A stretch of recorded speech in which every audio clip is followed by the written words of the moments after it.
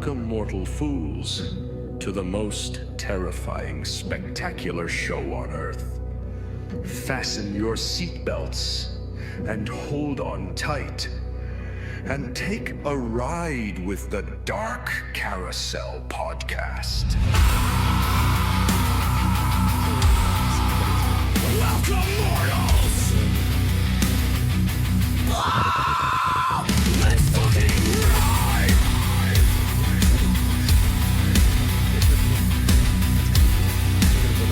On the DCP!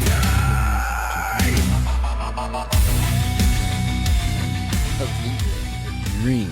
Yeah, you get the label just perfect. Just perfect. Just putting it right here so it doesn't fall. Don't mind us, kiddies. Oh, hello. We are building pyramids with FrankenFuel cans. Yeah.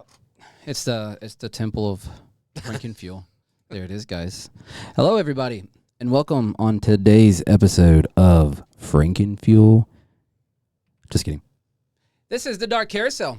Nope, you're at the wrong one. Where am I at? Right here? Over there. Hello, everybody. This is Arthur and Steve from the Dark Carousel Podcast. Yep. And today's episode, we are going to talk to the man himself. Pointing to that camera. Which one? This one. You want to go right 2? there. You want to go 3? Right here. Go 4? Right there. That one. That one right there. Oh, because I didn't have it on. Hold on a second. You don't have it on. Okay, hang on here. And now. FrankenFuel. Guys, we're... Look, because the letters are green. It blinds in. It's a blind It's a master. blind master. Guys, we're blind going to sit master. down and talk with Mike from FrankenFuel here in the next 4 minutes.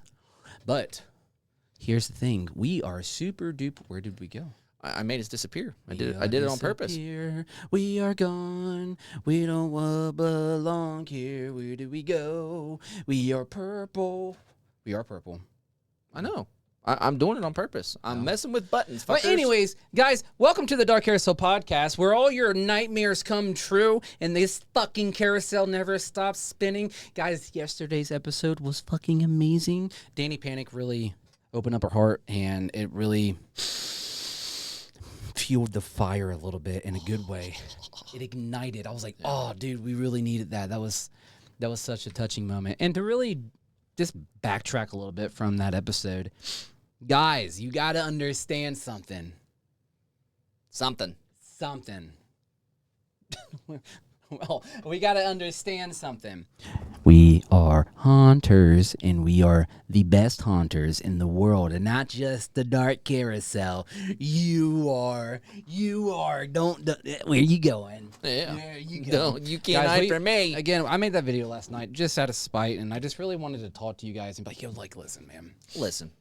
You guys really deserve Listen. the world, and Listen. we do this, and we really want to just like we want to talk, we want to hear, the stories just mean so much to us, and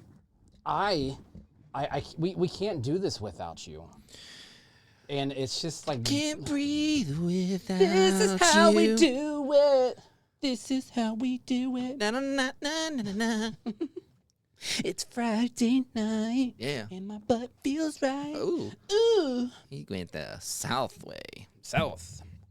Making some towers. Sure, be careful. You're going to knock one of them towers, and then we'll be sticky. The sticky icky. We don't want no sticky icky. Send your invite, man. I already did. I already sent that shit. Send your invite. I sent it. I've done sent it. I've done sent it. I done sent it because scenting is sent. Maybe. Brother old pal. Oh, brother, our wild owl. Oh. Dude. See this? What is that? See this? It's a little gun. Yeah, it's a little 44. A little 44. I'll bust a cap. Put the cap in your ass. The recoil on that baby. Fuck you up. That's what will happen. That took a tooth. Nobody likes teeth. Yeah. I don't know, man. I'm really excited to hear Mike's story about... Sorry, I'm sitting here making... He's doing like a POV stuff over here again. Yeah, I really want to capture some stuff. So I'm gonna capture it. Capture it. Guys, thank you so much for this opportunity. And you guys have no idea. We're kind of a little off today because we've been busting ass and taking names. And I'm like a little tired. Don't forget our sponsors today. Yeah, our sponsors today is from landofillusion.com. Yeah. And then we got the man himself. Oh, look, there he is. It's Mike. Hey. Hey, bud, how are you doing, man? He's taking notes. Yeah. Frankie's taking notes for me. That's dope. And I love your shirt, Black Craft Cult. Hell yeah. Oh yeah, dude. That's those dope. are those, have you guys heard of them before? Yeah, absolutely. We see them at a lot of conventions we go to. Yeah, they're sick. I found. I mean, I'm trying to remember. Like Bobby, the dude that was one of the founders. I've met him in passing through the metal scene over the years, but they're fucking awesome, man. I love those dudes. Yeah, dude, this is such an opportunity for us, and we appreciate you taking the time out of your day and doing this because you are a busy man, and you got the fuel, my guy. So like here we are, and we're gonna literally, and we're really. We're pumped. So I was gonna say that's kind of become like a new thing. Like any podcast I'm doing, I'm like, hey, let's just cheers. Just shake it. Yeah, this is it, dude. I'll Stone Cold Steve Austin this bitch right now. I don't care. Wham! I don't know if you guys saw there was so there's a bar out here called The Void in Racine, Wisconsin, and one of the girls that's like the head bartender or whatever, she was shotgunned one of these around July 4th. Oh God. And dude, she's meant. I mean, I thought I was nuts, and she gives me a run for my money for sure. Well, this is awesome, and again, we're gonna introduce ourselves. My name's Arthur. You've been talking to me a lot on Instagram, and then next to me is my partner in crime, Steve. And we're the Dark Carousel Podcast, dude. And just to have this opportunity to sit down and speak to you about your lovely product, man, it means the world to us. And dude, we're here, and we always been here, and we're excited to just tag along with this journey. So we'll start off with the podcast on telling us who you are and what got you started into this lovely world of FrankenFuel. Dude, it's such a long. I mean, the short end of it is really that FrankenFuel was a complete mistake, or by accident, I should say, which is kind of symbolic to the name, I think, because Frankenstein was put together by all these pieces to make a whole, and we so Kelly, my fiance, and I started a company called Purple Alien, spelled with 2 R's, back in. Well, the main concept started probably 2000 during lockdown, because like everybody else we had nothing to do. So we were like, hey, let's come up with, interesting brand concepts and things of that sort. And then we started doing that kind of with hemp infused edibles, and then did that from so we started doing that 2021, and then we rolled out a drink summer of 23, and we had a lot of success with that.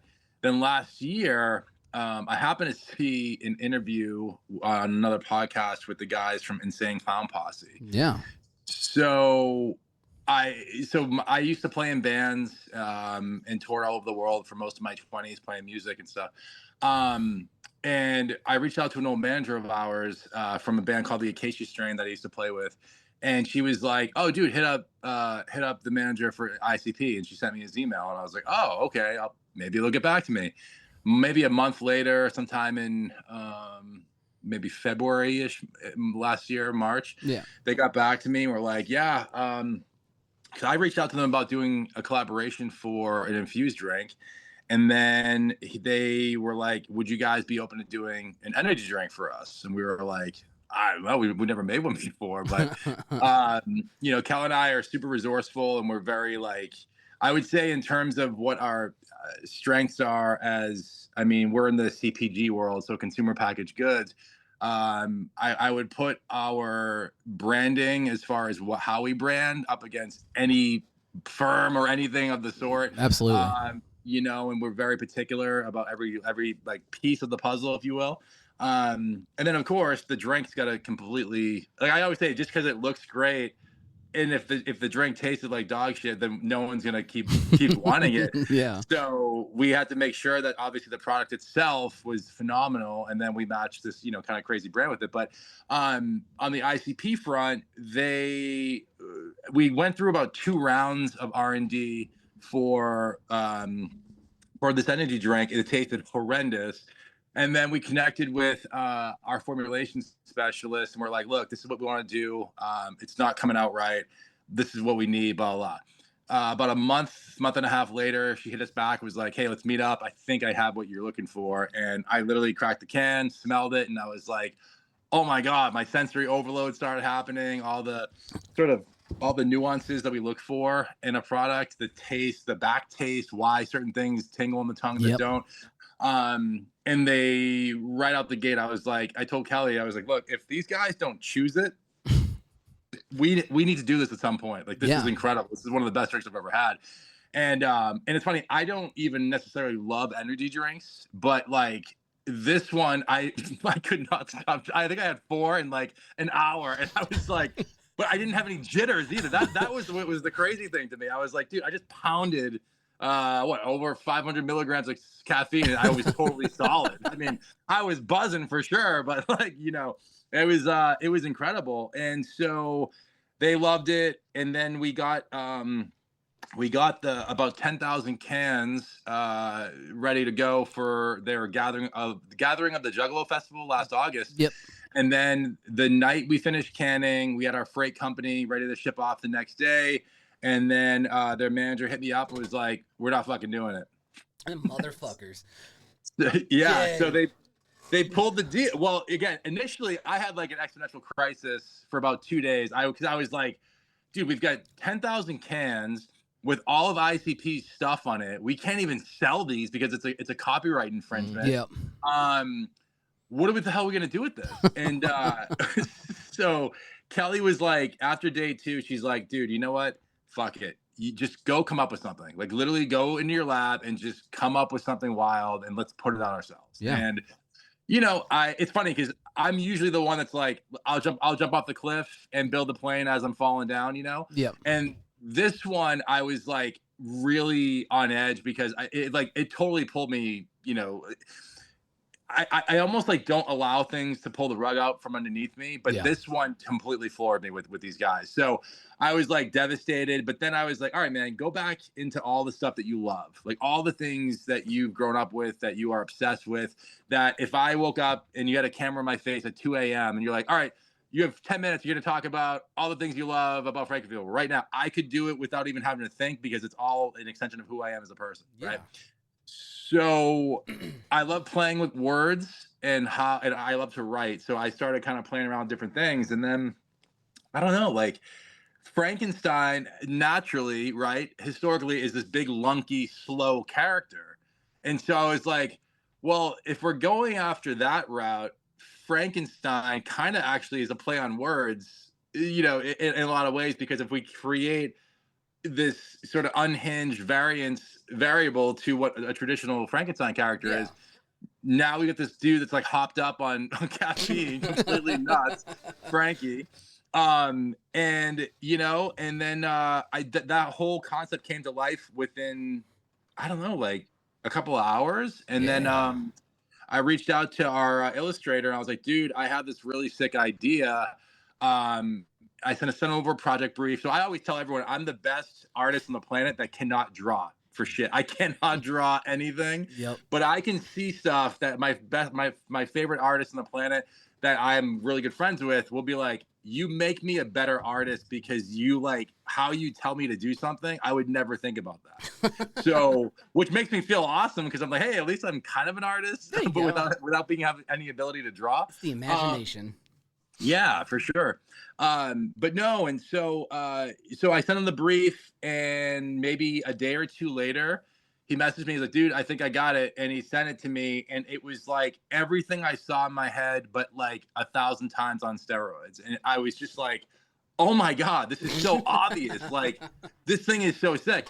So that was kind of September-ish. I think we got everything done. By October, I was like, man, I really think we need to do a mascot for FrankenFuel. So my fiance's daughter got me this little Frankenstein actually, I wish I had it. It's upstairs somewhere. But this little Frankenstein doll from, I think, Spirit or one of those spots. Yeah. And I kept staring at it, and I was like, God, I got to come up with something for FrankenFuel. We need an unhinged character. And then came up with this whole wild concept for Frankie, sent it to my illustrator. I'm like, all right, here's what I'm thinking. Let's do this, and this. And a couple days later, he's like, dude, I think I got it. And we changed he was like 98% there with it. We changed a couple of things with his hair and like the look. And then that was it. And I was like, okay, we've got it. Launched the website November last year. Didn't really do much with the brand until, honestly, I don't know, probably like March this year. And then we got picked up by an all-state distributor called Badger Liquor here in Wisconsin. They cleaned out all of our inventory that we had, and then put in a huge purchase order after that. So now I think right now we're in about 300 to 400 locations, or maybe 300 locations right now in Wisconsin. And then the goal is to be into about 2,000 by end of August. Let's fucking go, dude. Yeah, man. But and then obviously we did Midwest Haunt last month, and that was like total, like we had no idea what to expect. Like we were still not even sure if we could do it the week before. Like we were calling our buddy Mason from Dreadworks, who you guys need to have on the show for sure. He's fantastic. He was like, we were just telling him like, dude, I don't even know if we can fucking do it. This is crazy. Like we want to be there so bad, because we had some other stuff going on. Like as a vendor at conventions, we have to pay and do a lot more things because we're a beverage. So we're competing essentially with their concessions. Absolutely. So there's things like that, we were a little green on, so to speak. And yeah, so we got everything figured out with them, and then went out to Midwest Haunt. And dude, it was from like the moment the doors opened the first day, it was within 20 minutes, we had like 15 people, 20 people at the booth, and it just didn't stop the entire weekend. It was bananas. And we had so much fun. I mean, I was on a high for sure. I mean, I was pounding FrankenFuel all weekend, but it was like meeting all these insanely talented people from the haunt space that were like, dude, I fucking love what you guys are doing. This is so sick. Like, thank you for doing it for us. And I was like, wow, like, holy shit. And it's crazy because Kel and I say this all the time. I came from the metal and hardcore scene from Massachusetts, where I grew up, right? So I spent pretty much from like 18 to 27 just playing music. I got signed when I was 22. And then we hit the road, and then I joined Acacia Strain sometime in like 2009, I think. But dude, it's like I met so many amazing friends in music and have some of the most amazingly insane stories that I like can't even talk about anymore, probably publicly, from touring and stuff. But what's insane for me and Cal, it's like we've connected with people in the haunt space that, I mean, the moment we connected, I was like, oh yeah, like we're gonna be homies forever. Like it's like it's a level of community and support that like I don't know if I've ever seen in anywhere else in my life, and it is so sick. And we're just, dude, it's like we're just like along for this really unhingedly crazy ride, and like having the support and all these people jumping into our world, being like, it's almost like, you guys will understand this. If you're doing something that kind of goes against the grain on any level, you're going to run into people, usually your family, that won't get it. And so I always say it's kind of like walking out to 100 acres and you see a pile of dirt, but in your mind, you see every door, every inch, every piece. And you try to explain that to someone that doesn't have that same, it's not on that level. Yeah. All they will do is chop you down. This is a stupid idea. What the fuck's wrong with you? Yada, yada, yada. And so when we did this, it was like, okay, yeah, yes, we weren't going into things like to start an energy drink company, but then it became so much more. And now I'm like, oh my God, everything we've done up to this point for the last 10 years was just preparation for us to do this. Yeah. And 1,000%. And that's the coolest thing. And I'm happy you even said that, because stepping into this haunt world, this is my 20th year of haunt acting. He's been doing it for 30 plus years. So together we got 50 years on us. Well, again, Right? I think in general what you just said, though, I can say it, you just cornered the market beautifully. Yes. Checkmate. Because Thanks, man. music alone, just because I travel to festivals all the time, music festivals and stuff, I'm telling you right now, haunt and music festivals go together like peas in a pod. 100%. Every convention I go to, every music festival I go to, those two things are there. And with that being said, sure, you see some of these venues have energy drinks sometimes, not all the time. But they're paying these major sponsor fees to be there. But now that you've created this, beautiful drink here, it's haunt related, and people right now, even some of the haunters that we've talked to, even like yesterday, Danny Panic, she had the can. We were cracking up. I was like, look, there it is, And then she was telling us about it. But then other people, it's slowly popping up, because even at our haunt, we had to do a photo shoot the other day. one of the makeup artists came up and she goes, "Hey, were you in the makeup room?" And I said, "Why you say that?" She goes, "Well, I saw one of your guys' the cans you were drinking. It wasn't us." So that right there tells me it's getting out there. You're spreading like a fucking plague, man. No, seriously, it is. It's like that's and I think for us, it's like it's like I feel like so Max, the bass player for Black Dahlia Murder, is my best friend. I've known him since I was 18. That's right? fucking amazing. Actually, we should get him on the show for you guys. Dude, I'll force him to be on. Actually, maybe he and I could be on together. That would would be so fucking cool. Because you have to crack him a little bit to get him out of his shell, and I know exactly the buttons to push, so we can rock him out. Fuck yeah. No, man, but like he and I have been through everything under the sun. And back with our old band, it was called Burn in Silence. You can still find it on like Spotify and everything. When we were trying that band, it was like I feel like we were like 6 or 8 years early before like other bands. Kind of like I would say like Bleeding Through was kind of one because we had a keyboardist in the band too that was sort of like in that vein. But no one could quite pinpoint our sound, and I don't know why. To this day, all these years later, there was one magazine. I think it might have been Metal Maniacs or something. And the reviewer said, Burn in Silence is Neo-Transylvanian Goth and Thrash. There you go. And that's what they labeled us as. And I was like, I don't know even what the hell that is, but that sounds great. Yeah. You're going to start your own genre of music. No, dude, totally. And the funny thing is, like, so the reason I say that is because we would go on like hardcore tours and we'd be playing for like 500 kids and they'd be like, nope, no, we don't like you. And actually, dude, yeah. And we went on like a death metal tour and it was like, nope, don't like you. And we're like, what the fuck? Like, because we weren't heavy enough for, death metal heads. We weren't hardcore enough for hardcore kids. We were kind of this like weird thing that didn't quite fit. And so like years later, I remember like hearing other bands and I'm like, wow, like they're doing what we were doing in like 2004, like 2006. That's crazy now. But the reason I say that is because I feel like for most of my life, I've been trying to get people to get it, like get what I was putting out creatively. And it always felt like no one could quite grasp it for some reason. And then with FrankenFuel, it was like, holy shit. Everyone like they get it, like they're seeing it. Oh my god, like they're reacting exactly how I hoped they would. Yeah. And it's like everyone sort of like you guys just said, like having Danny drink it or people from your haunt. I mean, dude, like I have to turn my notifications off every day because I wouldn't get any work done. No, seriously, it's fucking like, thing. It's fucking crazy. And like, but for us, dude, I love it so much because people take this drink, right?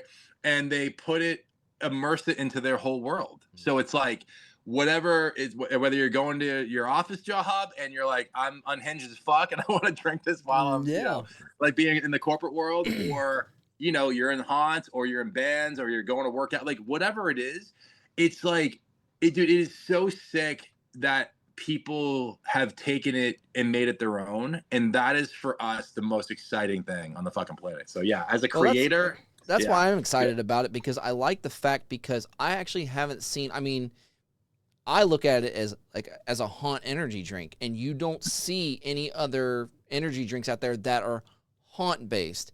And even though like in your world, you're using it for whatever you needed to, of course, but for us, when we see other haunters, we like it because, again, Frankenstein, like you said, and other haunters matches. Yeah, other haunters are picking this stuff up, and we're seeing it from our world.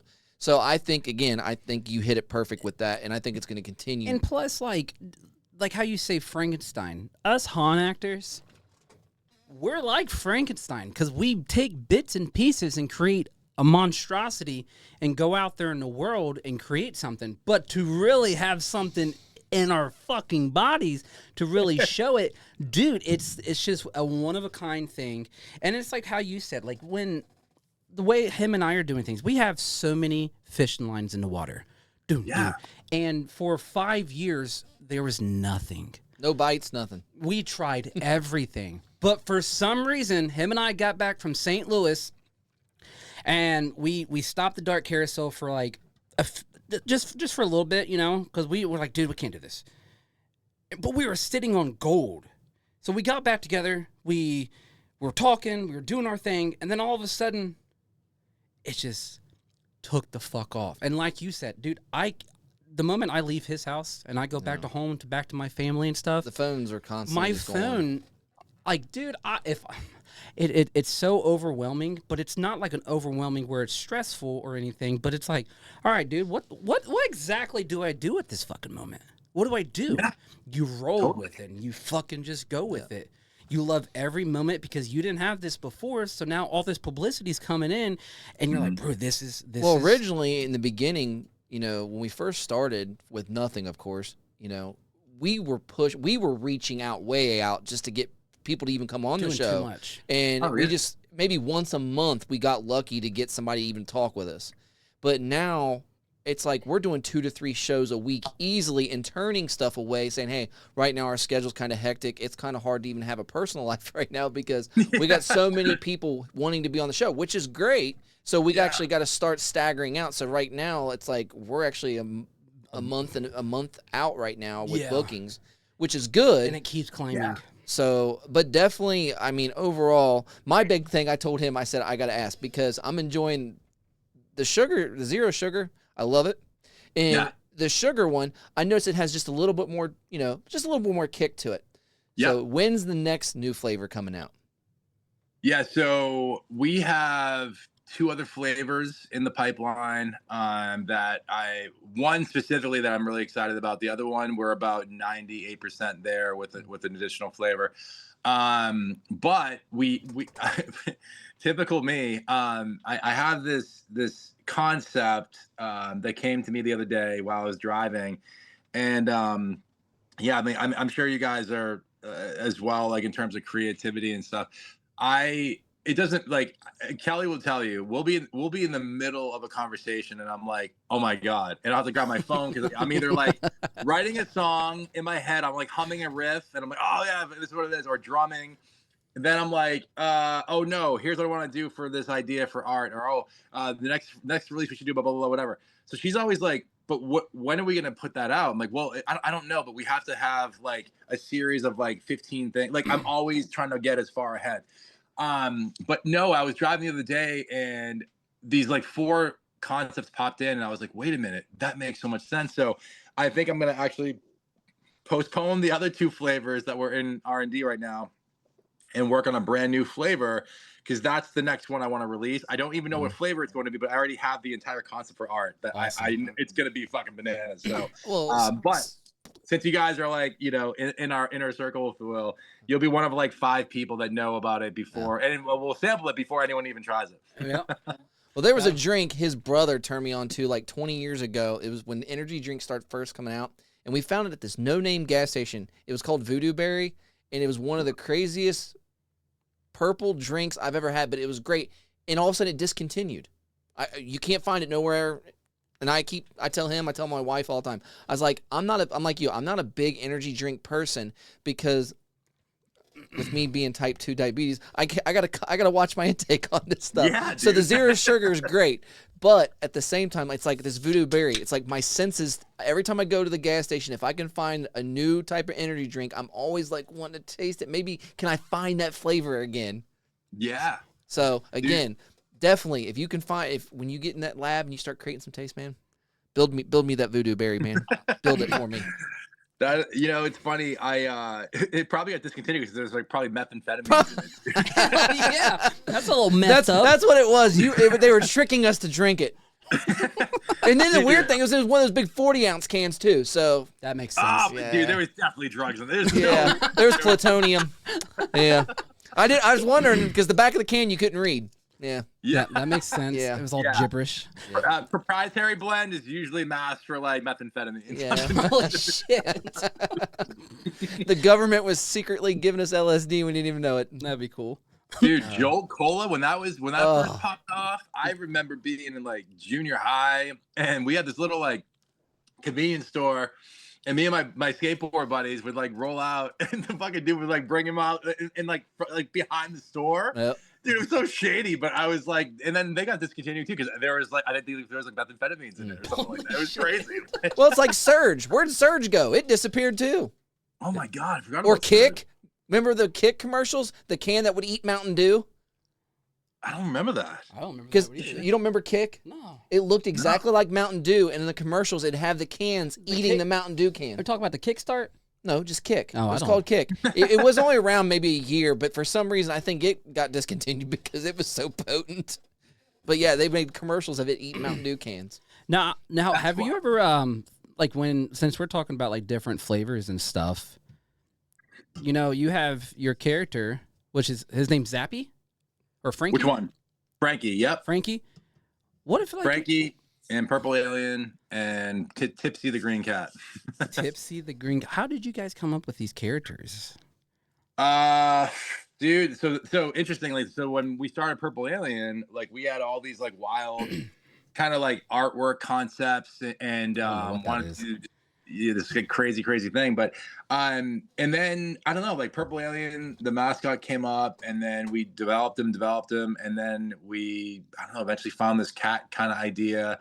And then I was like, oh, we should call him Tipsy, Tipzee. Like, that's kind of cool. Because initially I was like, oh, he's always like eating cookies and he can't stand up, so he just falls over, you know? And then that kind of led me into this whole weird, like, comic style world. And so now we've got, there's like 4 or 5 other characters we're going to release too with Frankie along. You know, we're like, Purple Alien's great. I love him. But I think we may retire him at some point and introduce some other peeps. But yeah, and we're just gonna keep expanding on it, dude. Because like it's weird because we love kind of taking the sort of mascot approach and doing things with characters and kind of finding these like fun intersecting worlds to bring forth, which has been interesting. Like you guys were saying with like the haunt and metal world, it's like. We've also now getting a lot of people from like the comics and comic world or like Comic Cons and stuff that are like, dude, I love your cans. I want to save them. And we're like, wow, that's fucking so cool. Like, this is great. So it's like, again, they get it. I'm like, this is awesome. Now, there you go. Product designing right there. Yeah. Your next character on the character design, do another monster. That way it's the haunt related. Yeah. Put some instruments in his hand. And then in the other hand, a comic book. Oh yeah, dude. There you go. Sure. Infuse it all. Infuse it all. That way it goes to everyone. Yeah. Now, when it comes to like you taking your first step into this haunt world, what did you expect? Did you expect it to be this big? Yeah, well, so yes and no, right? I mean, I grew up about 45 minutes from Salem, Mass. So, I would say all my formidable years were spent going to Salem, like my whole life, dude. I've gone out there, like, and it's weird. If you guys haven't been out there yet, I highly recommend it. Yes. We actually are, FrankenFuel currently is being sold at the spot called Frankenstein's Castle, which is so fitting. That's so cool. Yeah, we actually literally just had a conference call with them this morning, and we're gonna head out there the first weekend. Actually, this is like top secret, but now it's being released to you guys. Not even top secret, but we just confirmed that we're gonna do the first weekend in October. We're gonna do a like immersive kind of sampling experience out front of their shop, and then just get everyone to like rage and go nuts. So yeah, we're super stoked. But yeah, so I grew up Salem, kind of like always going there, mental institutions, kind of going all these different things. In Spooky World, I don't know if you guys have ever heard of that spot, but it was years ago, in early 90s. It was in a place called Berlin, Mass. And my auntie Linda was also equally as obsessed with Halloween as I was. I mean, my mom says since I was out of the womb, she's like, you are a fucking lunatic, and you are always like into weird shit. And you were always, you know, just in your own head, writing songs, like doing stuff. But then she's like, the moment we saw like pumpkins or anything like in the Halloween world, I just like, I couldn't stop. I was so excited about it. Yeah. And so my aunt also, we call her like the witch of the family because she's just obsessed with Halloween like I am. She started taking us out to Spooky World. And I mean, dude, I can remember like the sausage guy, fucking the cotton candy smell, every single like sensory overload going to Spooky World the first time. And they had this Leatherface character that ran out, and they had this like crazy hayride. It was so sick. And that's probably started my love of the haunt world in terms of just like okay, I need to go to every haunted attraction I possibly can. I want to go all over the place. Let's go. And I knew how big it was. I knew how big the haunt space was, or the horror world, if you will, just from like, I mean, I'm a market research freak, so I always look at analytics and things like that. But just if you go to Salem by itself, dude, I mean, it's 365 Halloween all year. And even in their off season, it's popping. And I'm always like, dude, it's so sick. Like, and I say to Kelly all the time, I want to live in like October 2012, my entire life. Like I never want it to end, Yeah. And so but to your point, Arthur, I didn't realize, how can I explain it? It's like, I knew how big it was, but I had no fucking idea. Yeah. And it's like, and it's not even just that to us. It's like, it's the support. It's like the rallying behind stuff. And actually our friends in Scare Factor had told us that when we first started connecting with them, they were like, yeah, dude, like if you're doing this all for the right reasons, which we 100% are, and they're like, the haunt world will literally open the gates if they believe in if they believe you. If you make it, they will drink it. And the cool, I know. The cool thing about Nora and Tyler, because we've had them on the show before, we see and meet them all the time every year at our haunt. And the cool thing about Scare Factor, so we ran into something that was really big for us, and we didn't know how to handle it. This is why I love the haunt world. Steve and I were sitting down here at the studio, and we're just like, dude, what the fuck did we do? We tried to bounce back ideas, and it was just each time we shot an idea, it hit a fucking wall. We're like, dude, I don't know. And I'm like, I know one person that does know. It's fucking Tyler and Nora. Mm-hmm. So I literally, because her and I and Tyler are all friends on Facebook and shit, so I shot her a huge message. Within 5 minutes, she wrote me back, huge paragraph of answering everything. She basically just gave me the push. That's all we needed. She broke that barrier. And for them to just do that, that's why I love the haunt world. That's why the emotional support's there. There's no judgment because we're all monsters, literally. And just for somebody that I know but I don't physically know, to do that for another stranger, that means so much. But the cool thing about the haunt world is that when something like this comes in and you see the creativity, the emotion, all the hard work, and the excitement that you're posting all the time, it shows. And it really shows because this is your product. And then here it is in Ohio. Here it is up in Chicago from Danny Panic. And all these other different haunters are just holding this drink and supporting you. And that's love. And that's like, I think with any company that's starting up, if you have that emotional support and love for the product itself or anything like our show and stuff, it helps so many people out in so many different ways. You can have a shitty day, drink a FrankenFuel. You might fucking zap out a little bit. Well, even then, though, I think something else would be really cool. Down the road, when it gets real big for you, like some of your big haunters that you really work with and stuff like that, put them on the can for fun. Oh, yeah, dude. Well, honestly, put their character on the can. That'd be hilarious. That'd be awesome. Yeah. No, we've got some killer merchandising ideas. And just, I mean, and it's crazy because, like, when I look at everything right now, I mean, we really started, really picked up with FrankenFuel like March. So it's only been, like 4 months or so, give or take, that we've actually like really been doing anything active. And really, honestly, since last month post Midwest, I was like, okay, it was weird. That it's funny. Both Cal and I did Midwest, got home, and we were both like, okay, I get it. Like we saw it in real time, and we saw people that had no affiliation with us try this and be like, well, okay, let me get 4 cans. Or like, there was this dude, Josh, that now we've become buddies with. He showed up with a Monster shirt on, right? So he's walking by the booth, and I was like, no, come here, dude. You want a sample? Nah, I'm good, man. He's like, oh, just come over here, just try it. He's, nah, I'm good. I go, just fucking come over here. And finally he did. And he goes, he tried it out, and he goes, damn, man, this is pretty good. So he grabbed a couple cans. The next day, day 2, I see him again. I'm like, hey, dude, are you coming back for more? He's like, man, I really like it, dude. I need to get some more. And so he was like, I think I could switch. I go, dude, you don't have to switch. That's the beautiful thing about energy drinks. There's fucking a bunch of them. I still buy Monsters. I enjoy them. Like, I like them. But like, I mean, obviously, I'll use this over everything else anytime. But if I'm in a pinch, I'll always go to a Monster. Always. It's always been my go-to. But if I'm gonna have one, but it's just wild, man, because it's like I say it all the time. I mean, I see brands come out and they're like, "Oh, dude, fuck, insert all these brands." We're like, why?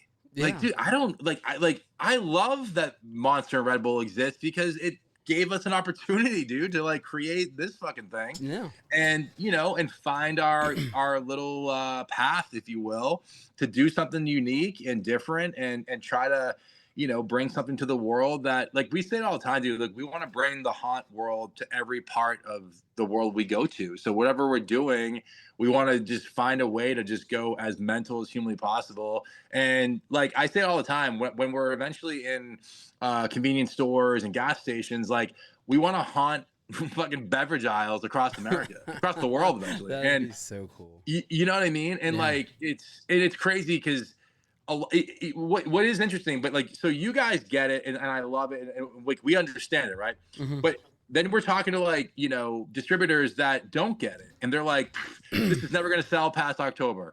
No one gives a shit. It's too Halloweeny. It's too this. It's too that. And I'm like, how fucking moronic are you guys? Just show them a Trans World video. Dude, I know. But that's kind of what we're up against too with distributors, because they're looking at like, oh, what's their ROI? What's their sales velocity numbers looking like? And now it's cool because before 3-4 months ago, we didn't really have that data. Where now we could be like, oh no, dude, here we go. Like we can show you everything under the microscope. But just having people that don't understand it are like. It's almost like it's funny. It reminds me of the record label business where it's like you get these guys, these corporate guys that just like have no idea what the fuck anything is, but they have a bunch of money to push around stuff, and then they're telling you, well, oh, this is good, or hey, I love your band, but change all your music, and you're like, what the fuck? You just told me you loved the band. Like, why would I change my music? It's kind of the same thing with distributors. It's like, yeah, it's cool, but I don't think it's gonna sell. Well, why don't you think it's gonna sell? It's too Halloweeny. What does that actually mean? So if we were just a fucking not called FrankenFuel and we had like a fruit, a picture of a fucking fruit on the label, do you think anyone would give two shits? Do you think anyone would actually come back to? But no one would care because it's forgettable. Yeah. So we said, dude, at the end of the day, we want to be seen, and the only way you get seen is to make a lot of fucking noise. And if you put our can up against 15 other beverages, I can almost guarantee that even if they didn't buy it, they'll fucking remember it, take a picture of it, and tell their friends. Yeah. And the cool thing about what you said there is it stands out like a motherfucker. And one thing that a lot of people forget of how we used to be as human beings. Look at let's go back to like, I'm 33, so bear with me. So remember like the old McDonald's commercials when Halloween used to come around? We get the Halloween buckets. Just the theme of it was so detailed. But now let's go to 2025 and look at how detailed it is now. There ain't shit. You get cardboard with a little picture on it. Like, okay, so like now these kids are growing up and not understanding the detail of, humanity. Like we're missing the humanity part of life right now. We have no humanity no more. So why not take that initial step and create more of a humanity of a can by presenting it in so many different ways? And who gives a fuck if it's spooky? Because guess what? Your non-humanity bullshit spooky. We're almost like in a corporation world of wearing fucking polo shirts and khakis. I wear polos. Well, it's funny, man, because it's like I'm 42, right? And so my entire life's existence could be wrapped up in like 3 locations, which was like Guitar Center for me growing up as a kid, walking through Guitar Center, and like my mom would drop me off there on a Saturday. Then I could go from there, pretty much go across the street, go to this record shop called Newbury Comics, which is like kind of a Massachusetts staple. And I would just look at all the albums, all the records, and be like, ooh, that looks really fucking cool. Yeah. So I bought music because the artwork looks sick. And that's how I found out about Pantera and like Slayer and all these great bands that I'm obsessed with now. But my entry point was, well, what artwork actually stands out or what speaks to me? And nothing pretty, like nothing, anything that was like polished, I was like, oh, it looks terrible. I don't care about it. And then I'd see like Cannibal Corpse or any of these other artists, and I'm like, wow, like this looks sick. I got to go home and listen to it. And then becomes the greatest thing I could ever hear. Yeah. So we basically took the exact same approach with FrankenFuel. We were like, well, if people, well, same thing, right? Why is someone going to choose this over the thing they're most familiar with? And I say this all the time. So I'm like, okay, like our prices are a little higher than other drinks, fine. But when you look at it, you go, okay, well, why? So there's two psychological triggers that happen. There's one, the annoyance of why is that so expensive? Ah, fucking Christ. But then you stare at the can, you're like, well, it kind of looks cool. Fuck. Okay, well, I don't know, man. So, and the reason I say this is because as a consumer, if I wasn't involved with FrankenFuel, I would buy this all the time. I would post about it all the time. I would tell everyone in the mother about it because it literally has every part of a brand that I look for. And when I see unique branding, I'm always like, yes, dude, fucking that made me think about stuff differently. So I always equate like the artwork to buying a record before I even could hear it. I go, well, that record looks sick. I'm going to give it a shot. And my hope is that people see this enough where they're like, all right, it's a little bit more expensive, but the artwork's kind of cool. All right, I'll check it out. Then they check it out and they're like, wow, that was actually really good. But here's the trick. And this is our sort of our game, if you will. Then when people go back to the normal one, whatever it is, they typically go, wait a minute, that other one was kind of good. And I'm saying this not from my personal opinion. It's literally, I could send you 55 messages in the last 2 months of people messaging us like, I can't drink insert whatever product anymore. I can't even do it. Like, I want more. How can I get more? And we're like, wow, dude, that's crazy. Like, that's nuts. It's insane. And it's like, I don't know, man, because I don't even know how we even came upon you. I think what you liked our post or someone. I have no idea. I saw your ad, I think, and I was like, oh, these guys are rad. And that was it. I was like, holy shit. Okay. So, and then I looked at it and I remember I called Steve up. I said, man, I'm going to message this guy real quick. And You won't do it. I was like, all right, I'll do that. So I wrote this thing out to you. And I at first I didn't really know what was going on. And I was like, all right. So then I went to your website. I'm like, bro, no fucking way. This is something that I need. And then the more like then all of a sudden another person had it. I'm like, nuh-uh. And then another person. I'm like, no way. And then all of a sudden you wrote back and I'm like, nuh-uh. Nuh-uh. Okay. All right, I'm in. I'm fucking in. It's just like, one, you seem like a really open guy and you seem just humble as hell on the product that you're putting out. And a lot of people that we've talked throughout the years that create something, they're kind of an asshole, you know? You get those people, they get it in their head. And, with you, you're just like, fuck yeah, dude. Hell yeah. Fuck yeah, I'm down, dude. Yeah. Fuck yeah. I love that demeanor because it's like, you're one of us, dude. You know what you need to do? Yeah. You need to scoot the fuck on down because you keep blocking the man. I'm sorry, dude. There you go. I'm excited. Damn, people see enough of you. They want to see him. I'm 3 cans deep right now. You know what? Sorry, but anyway, it's just, dude, this is such a cool thing for you, and like I don't know if anybody told you today, but I'm gonna say it. I'm proud of you, dude. Thanks. I really am, and I think this is an awesome product that's really gonna take you places that you've probably never even seen before. But it's wild because it's kind of like the more we dive into everything, the more we kind of keep building it. It's sort of become this I don't know. It's like all my loves of things from music to I don't know, like wrestling, like all these like sort of areas of things that like I would never historically think like, hey, maybe we can work with insert, insane wrestler, or hey, wow, we could work with, this drag racing guy. Like, and now it's just like, oh yeah, no, that's gonna happen. I'm like, wait, what? Like, yeah. Are you serious? Like, and I don't know, man. It's like we have a couple of music conversations going on right now with a couple of bands that like I will fucking shit if this moves forward for the fall. I'm like losing it.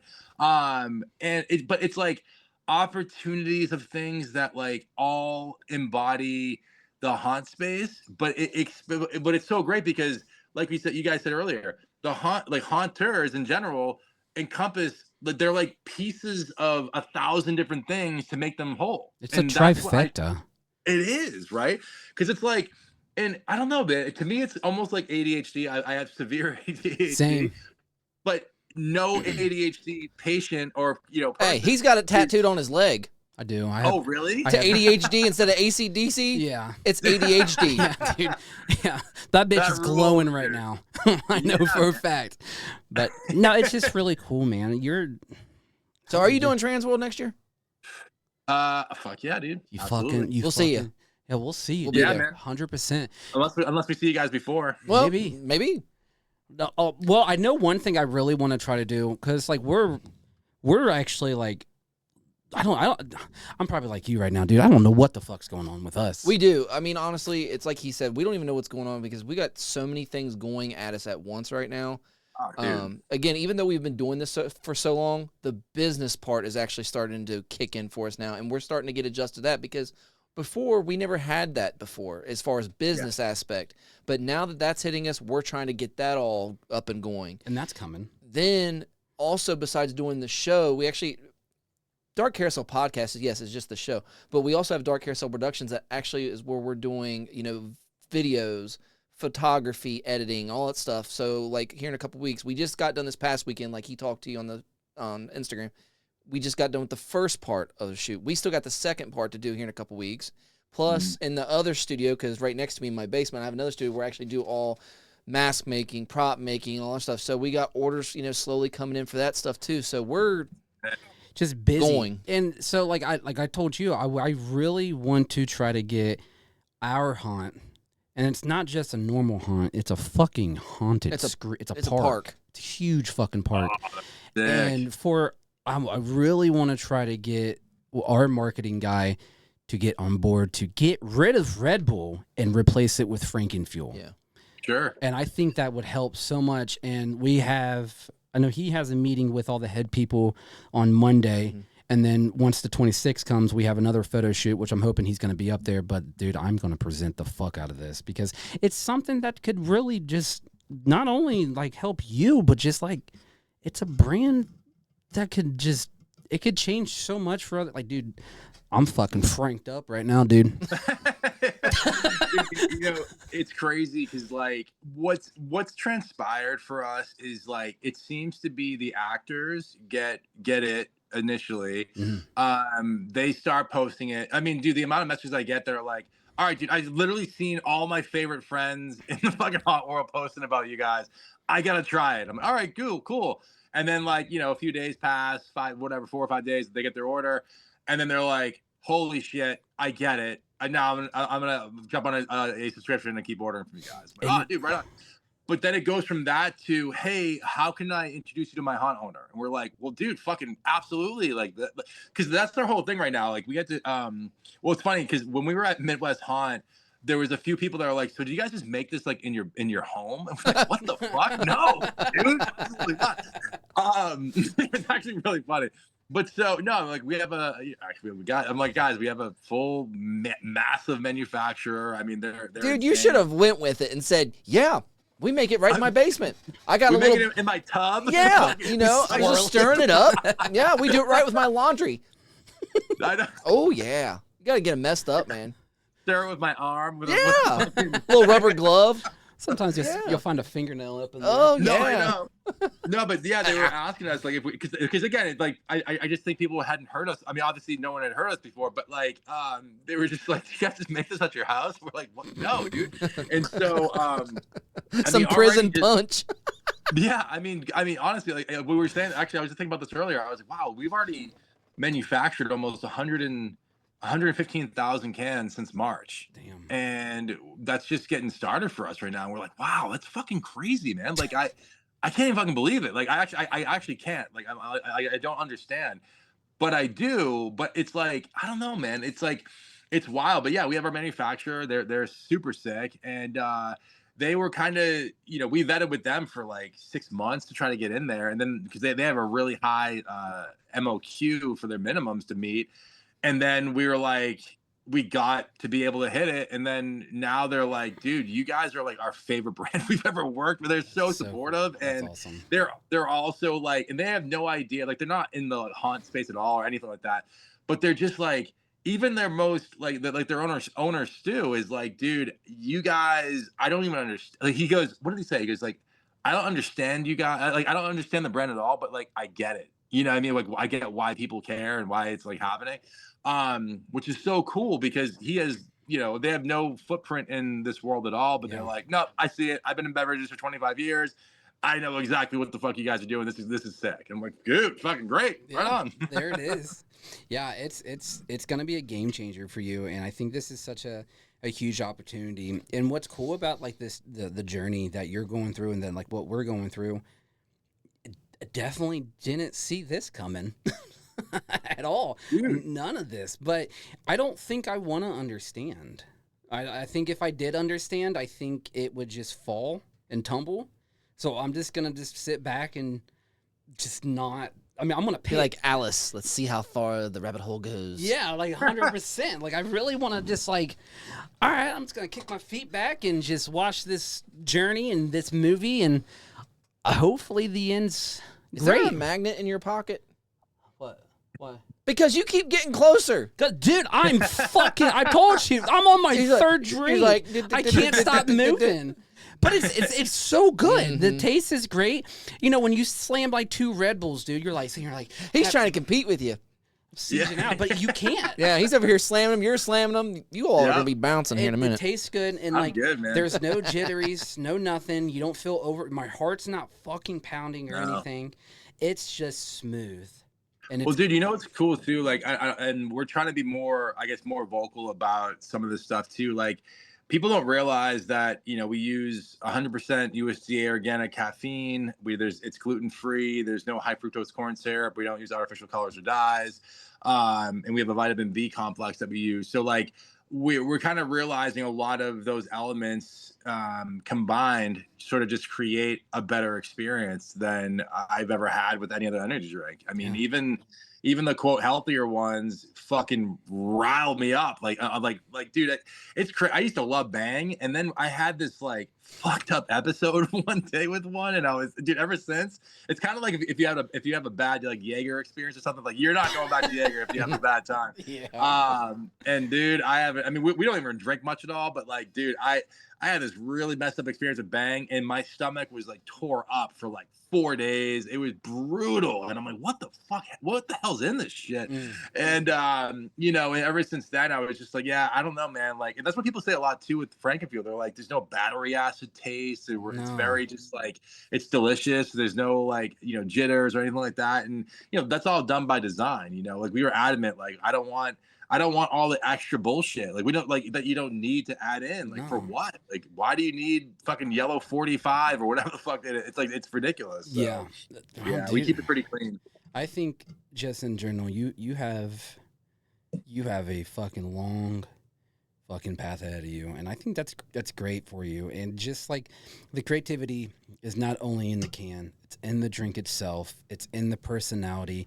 Your persona is really just fucking taking off. And FrankenFuel, fucking FrankenFuel, man. And the name itself, it's like, oh, I'm fucking franked up right now, dude. You better watch that. Yeah, and I love that, but it's just so all you fuckers watching out there, if you see the bottom of the screen, FrankenFuel.com/DCP. That's Yes. I listen to Danny Panic's. Oh, I know. Did you hear me? I said I'm editing her. I'm editing it. I'm cutting it out. How dare you? Now it's a competition. I messaged her right after. I was like, that was fucking hilarious. Yeah. He's like, Danny, not DCP. I was like, that's fucking great. Yep. Well, man, that's so funny. I think this is gonna be great for you, and I can't wait. And if we see you, we will see you at Transworld 100%. Yeah, dude. And I think in general, keep doing what you're doing. And I'm gonna ask you one question. Sure. What is one advice you can tell anybody if you're starting something? Where and how and what? How do I ask this? What advice would you give somebody to give them that initial push? to do something that they've never done before? So I don't know how long ago. It was probably like 6 or 7 years ago. I was on a podcast and they kind of asked me a question that was sort of like, if you could leave the world with one statement by you personally, what would it be? So kind of similar to this a little bit. It ties into this. So I have a sort of, I guess, a philosophy called the crooked path. And I have it kind of developed. I have it pretty much developed, and I'm going to post it probably in the next week or so. But years ago, and actually, you know what? I'm gonna say this. I'm actually curious to see what you guys think it means, because it means a little bit different from everyone. And then I can kind of break it down to what it means to me and why this would be relevant to the question you asked. So I have this quote that I've said for years now, which is, peasants ride the coattails of leaders. Don't be a fucking peasant. Yeah. So now that you've heard that, what does that mean to you guys?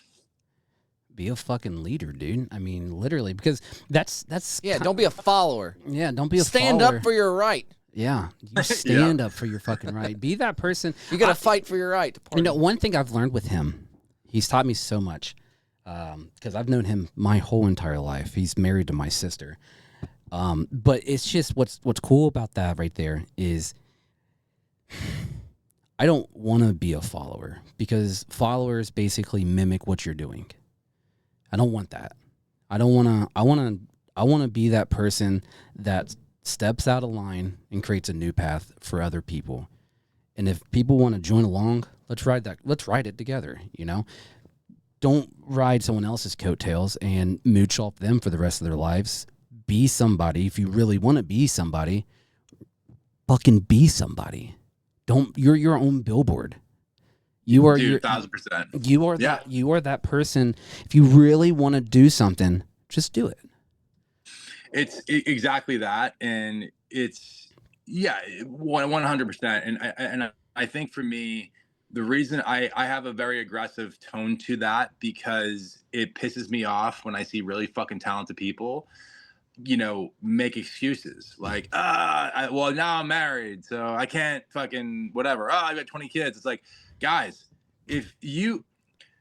I think that if there's something internally that you have as an individual that burns, keeps you up at night, that you think about, that, you know, you can work a regular job, no problem. But like I always say, if you're destined for something, it is your obligation as a person to do whatever it fucking takes to put that into the world. Create a story. Right? Exactly. And so when I say the word peasant, or, you know, like, you know, peasants rather coattails of leaders, don't be a fucking peasant. It's that exact thing. Who you are as a person is exactly who you should be. Yep. And so if you're looking at like the vanity metrics of like social media and likes and followers and all this nonsense, it doesn't fucking matter. It's like you get so wrapped up in someone else's story that's typically bullshit. Yep. So I'm like, dude, all these people that people are looking up to are like fantasizing over. I'm like, fuck that, man. Like whatever road that got that person there isn't going to be your road.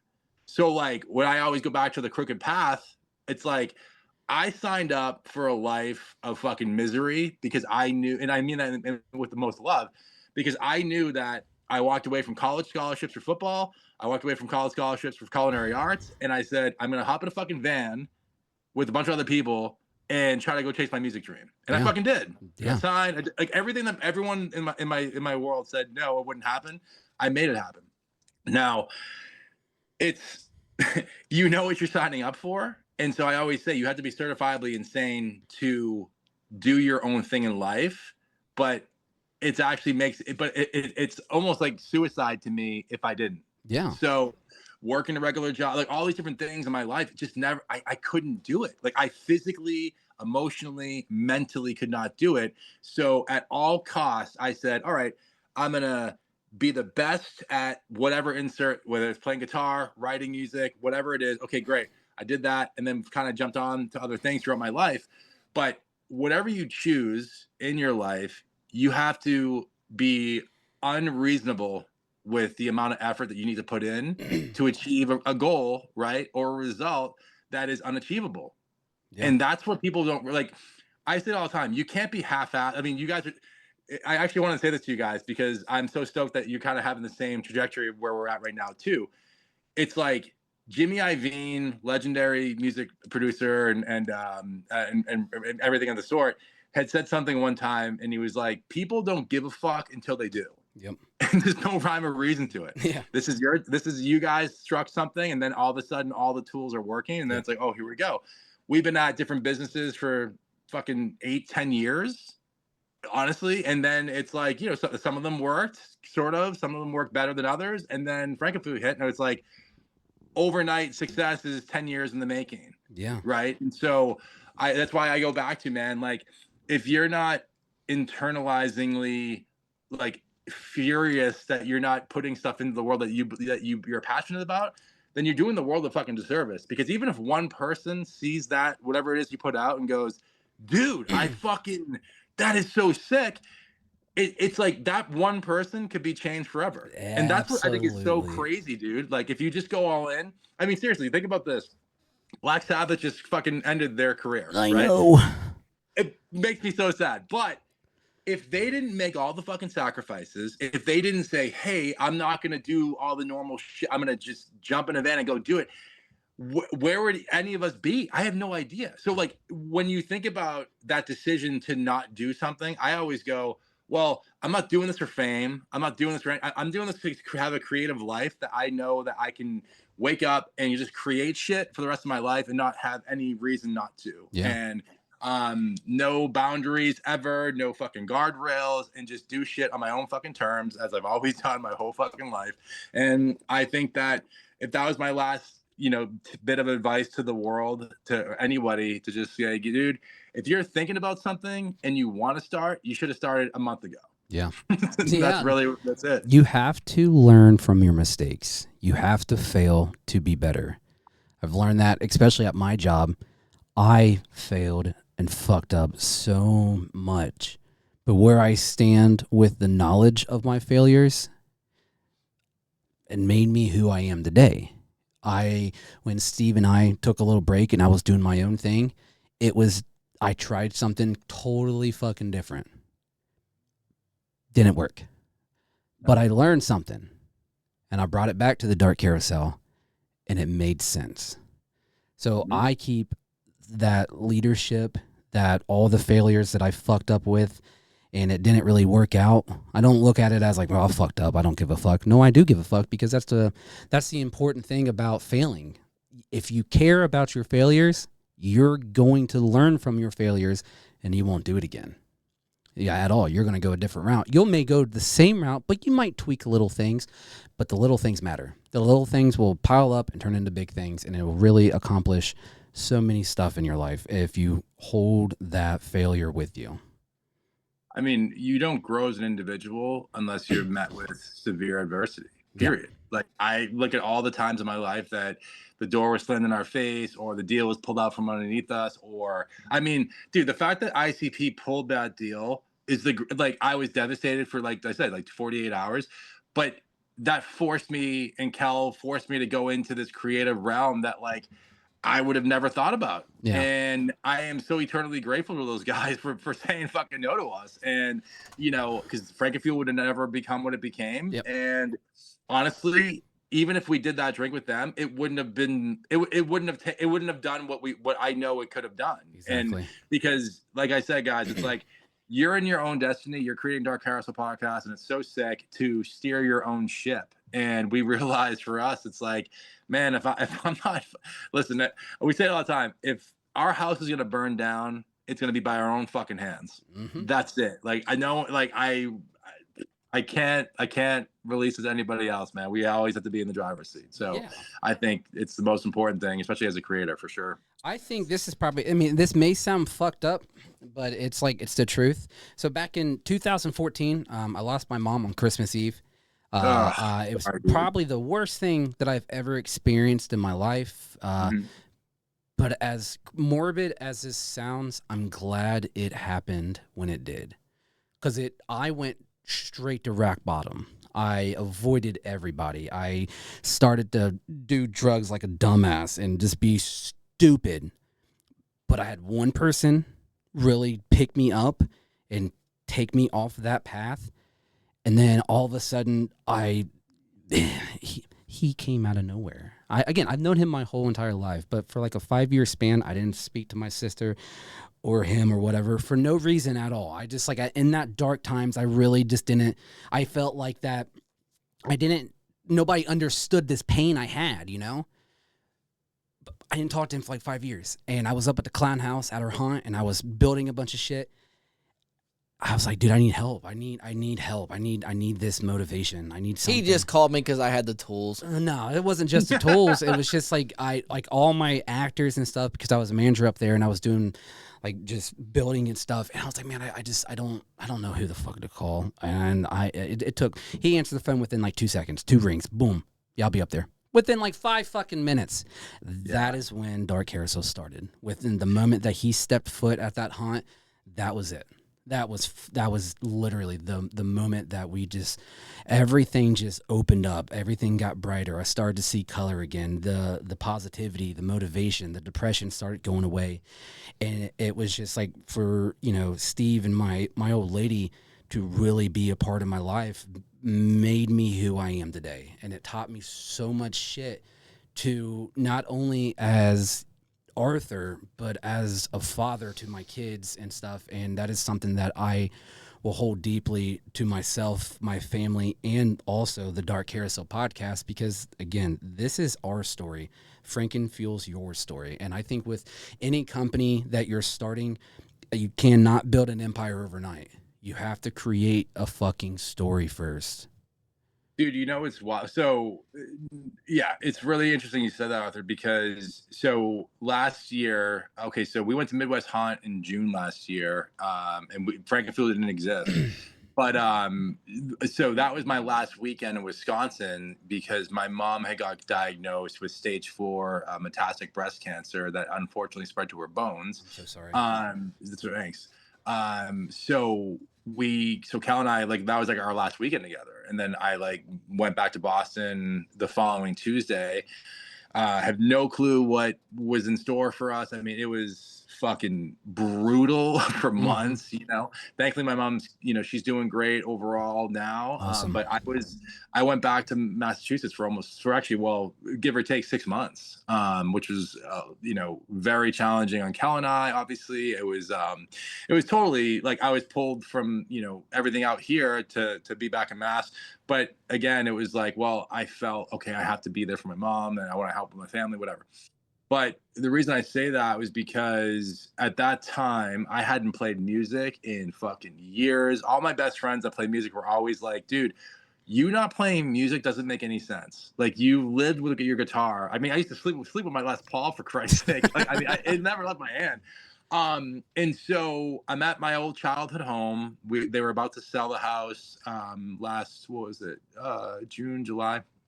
And my dad has acoustic, and all of a sudden I was like, I'm feeling like dog shit. I'm away from, my gal out here, all these things. And I grabbed my guitar, and the first thing I did was I wrote this fucking killer riff, and I was like, damn, that's fucking sick. So all of a sudden that door that I had shut for probably, I hadn't written anything for 5 years, at least. And that opened up. So to exactly your point, I was the lowest I'd probably been in quite some time. I was trying to fight 1,000 different emotions, right? Music was always a thing that could pull me out of any funk, or at the very least give me a voice when I was voiceless. Yeah. So all of a sudden the songs start coming out again, because I'm like, wow, I'm away from Kelly. I'm back home. I'm watching my mom trying to navigate this whole shit with her. It was fucking brutal, right? But then through all of that, I rediscovered my love of music. My buddy Pete and I have been writing together ever since. Now we were 12 songs deep into a new project. It's fucking sick. I can't wait to release it. But then August last year, end of August, September, FrankenFuel emerges. So the whole concept of it came from my old freaking childhood house, which is nuts, being there with my sick mom, being away from all the stuff. But then as horrible of that situation that it was, it pulled the most beautiful things, because it's the only way I know how to cope, whether it's with music or creating shit. And Yeah, dude. So I like, as you're saying that, I was like, oh my God, dude, that's like almost very identical to how all this started, but it also reopened me up to this whole creative realm that I had shut down for a long time because I was so shot with music. I wanted nothing to do with it. I felt like just the industry completely burned me out. And then it was like, oh my God, I can't believe I could never not write music ever again. Like it's like it was the greatest gift ever. So even though in this time of like horribleness, to your exact point, Arthur, it opened up this new door for me that was like, okay, even with all the turmoil and all the shit, I started writing music again, and FrankenFuel became what it became. And I don't know if it would have been what it was if I wasn't that low. That's awesome. And so, yeah, dude, 100%. It's a beautiful disaster. 100%. Yes, literally. And I love that. Well, we've definitely hit over our hour mark on everything. Dude, Mike, this means a lot to us in so many different ways because your story is it's I don't know how to explain it. It's a journey that is shown in so many different ways, and you're not afraid to show it. There's emotion behind it, there's humbleness behind it, and there's most definitely excitement behind it.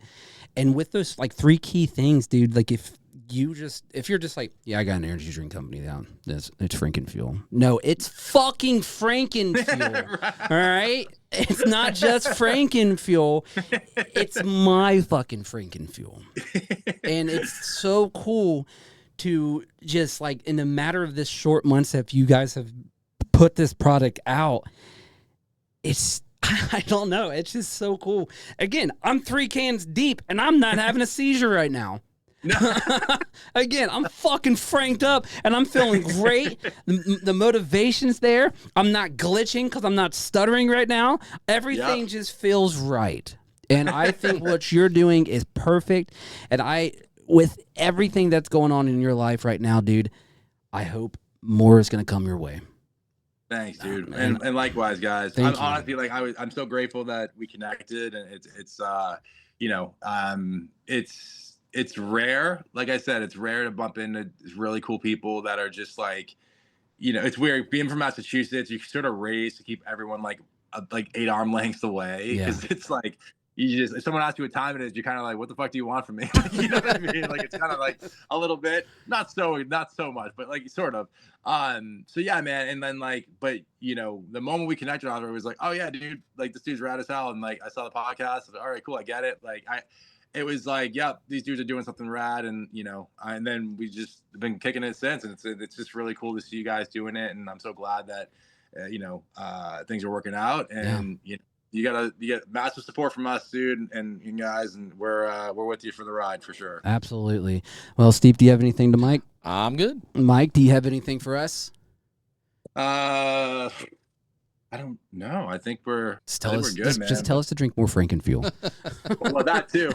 Well, shit, man. If we can get that you're hot, you guys will be drinking it all the time. There you go. Absolutely. All right, Mike. Well, dude, I appreciate this, and we'll post this episode within the next 45 minutes to an hour because nothing is edited. Everything's raw and ready to go immediately. I love it, dude. But with that being said, dude, thank you so much for this opportunity, and we will stay connected 100%. Fuck yeah. I appreciate you guys. Hey, thank you. Stay safe, buddy. See you guys. See ya. That was Mike from FrankenFuel, guys. Dude, what a fucking dude. He's got a story, and it's a great story. And the cool thing about that story is FrankenFuel.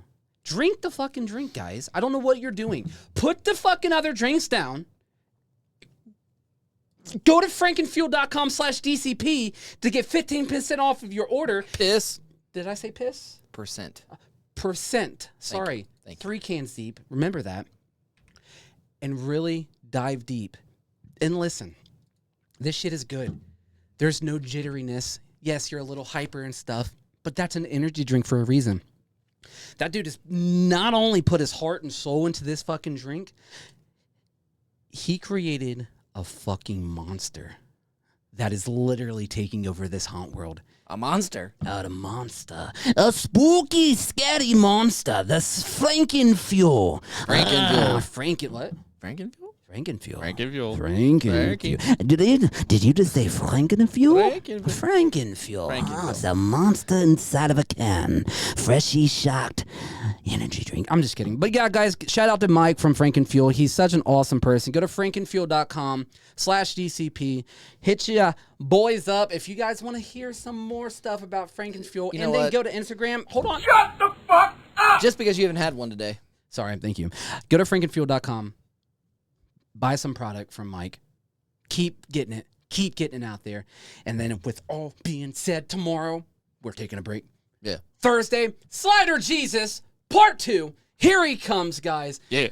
Sliding into this fucking podcast. Sliding. And then it is time for the end. Guys, you know who I am. My name is Arthur, a.k.a. Snags.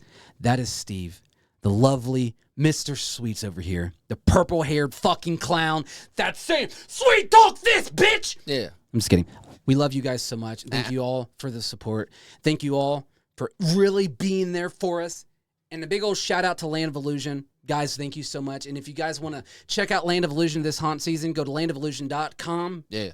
to really dive deep into their fear. And go to frankenfuel.com/DCP to get 15% off of your lovely FrankenFuel cans. Sugar and non-sugar. With that being said, deuces, and this carousel never stops fucking spinning, everybody. Love you guys. Deuces.